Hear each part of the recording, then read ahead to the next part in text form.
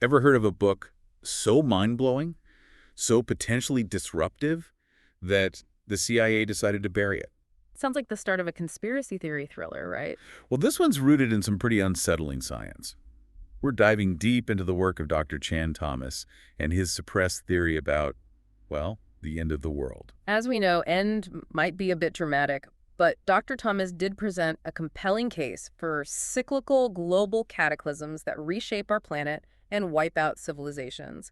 And his credentials aren't those of your average doomsday prophet. Right. I mean, the guy worked on classified aerospace projects at McDonnell Douglas. And even consulted for the U.S. military. Yeah, so we're not talking about some fringe theorist here. This is someone with serious scientific and technical expertise who stumbled onto something big enough to spook the intelligence community. It definitely makes you wonder what he might have come across in those classified projects. What kind of information led him down this path? So his book is called The Adam and Eve Story, a pretty intriguing title for a work that dives into geology, geophysics, and, well, the potential for global catastrophe. The core of his theory is centered on what he called crustal displacement. Which basically means the Earth's crust, the very ground we're standing on, isn't as fixed as we might think. Think of it like the skin of an orange. Yeah, like a loose peel on an orange that can move around on top of the fruit. Exactly.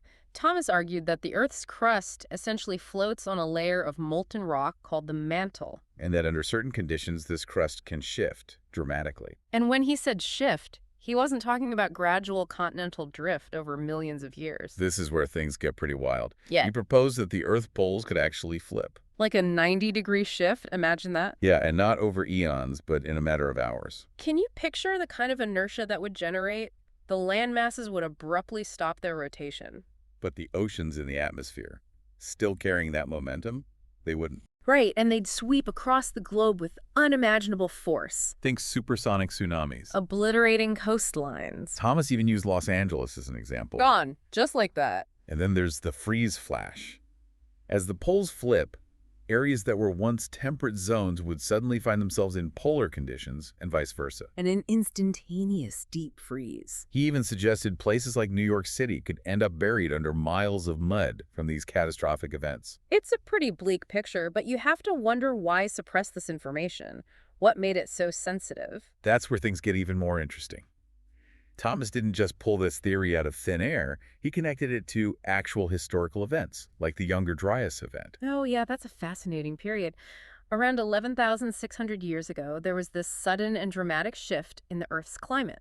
It went from a warming trend right back into an ice age almost overnight, geologically speaking, of course. And a lot of megafauna, like those woolly mammoths, went extinct around that time.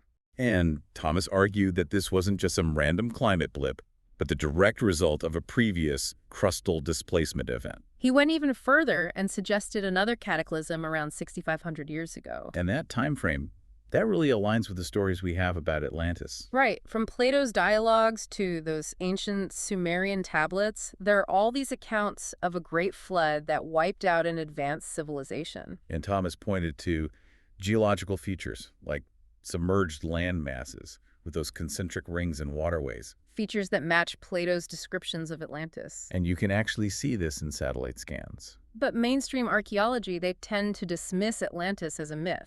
Yeah, it's easier to fit it into the narrative if it's just a story, right? I guess it would kind of force us to rethink our entire understanding of history, especially if it happened repeatedly, these cyclical apocalypses. And Thomas suggested it wasn't just Atlantis.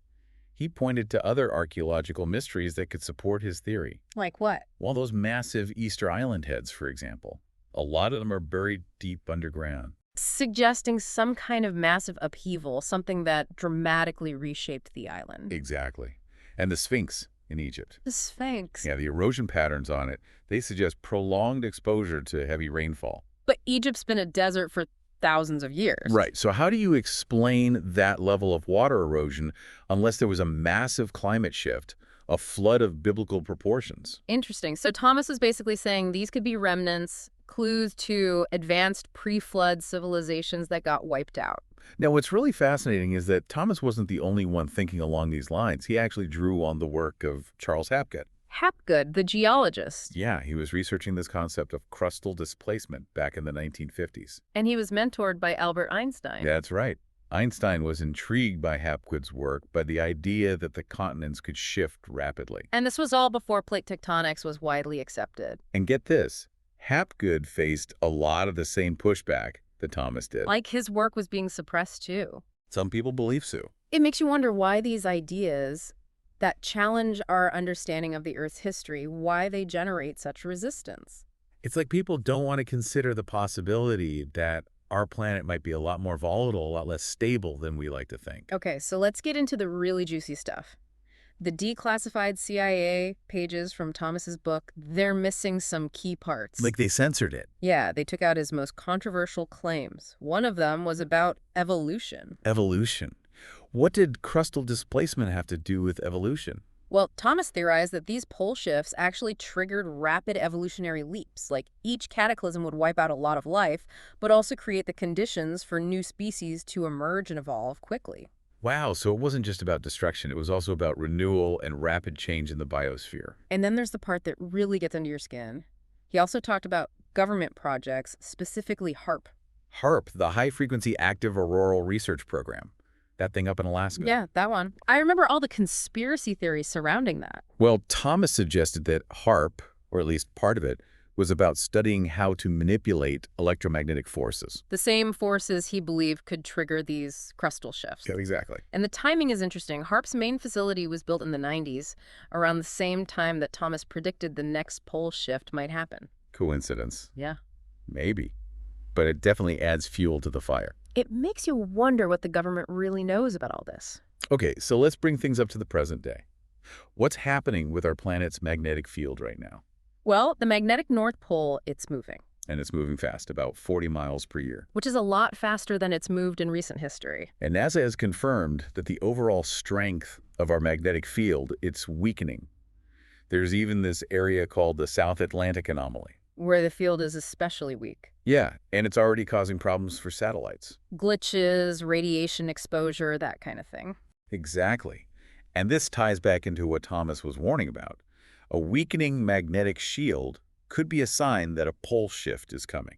And without that shield, we're basically exposed to the full force of solar storms. Imagine a massive blast of energy from the sun hitting our planet without that magnetic protection. It could fry our electrical grids. No internet, no power, hospital shutting down. Doesn't sound good. No, it doesn't. But wait, didn't Thomas say that even that wasn't the worst of it? Oh yeah, that's right. He described this scenario where a massive tsunami, like 2 miles high. 2 miles high. Yeah, 2 miles high would basically circle the entire globe after a pole shift. Wiping out, well, pretty much everything. It's a pretty apocalyptic vision. Right. But then you look at all the flood myths, right? Like Noah's Ark. That's one. But there are hundreds of them from cultures all over the world. The Cherokee, the ancient Hindus, they all have stories about a great flood. And Thomas suggested these weren't just myths. He thought they could be encoded memories, passed down through generations. Like warnings from the past. Exactly. Survival guides from those who lived through these cataclysms before. And what about those frozen mammoths? Yeah, the ones in Siberia, frozen solid with undigested food in their stomachs. Including plants that don't even grow in that region. It suggests a sudden, massive climate shift, something that flash froze them instantly. So maybe those flood myths, maybe they aren't so far-fetched after all. It's certainly something to think about. It makes you wonder, what else might be buried out there waiting to be rediscovered? Okay, so Thomas did make a specific prediction in a 1993 update to his book. He said a pole shift would happen by the year 2000. Which obviously didn't happen. No, it didn't. But NASA scientists, they're saying that Earth is overdue for a magnetic reversal, a flip of the north and south magnetic poles. Overdue by how much? About 780,000 years on average. So while Thomas's timeline was off, the underlying idea, the idea that our magnetic field is in flux, that's very real. And you do hear some scientists expressing concern about the accelerating changes and what that could mean for our planet, for us. There's a lot of speculation out there, especially in those fringe science circles. Some people even say it's already begun. Makes you think. So why do you think the CIA buried this information? Well, as we were talking about before, knowledge is power. And maybe they were worried about mass panic? Yeah, if people really believed that a global cataclysm was coming, it could lead to chaos. Governments might feel like they have to suppress that kind of information to maintain control. But what if Thomas was right? That everything we've built, everything we know, it could all be wiped away. just like those civilizations before us. We'd become another layer in the geological record, a forgotten myth. It's a humbling thought, isn't it? It is. It makes you realize how small we are in the grand scheme of things. It really does. Yeah. So the question isn't necessarily if it's going to happen, it's when. And what, if anything, can we do to prepare for it? And what knowledge from those past civilizations, if they did exist, what have we lost? What could we learn from them? It definitely gives you a new perspective on things, doesn't it? Yeah. The cycles of history, the potential for forgotten knowledge. That's a lot to think about. It is. Stay curious. Stay prepared.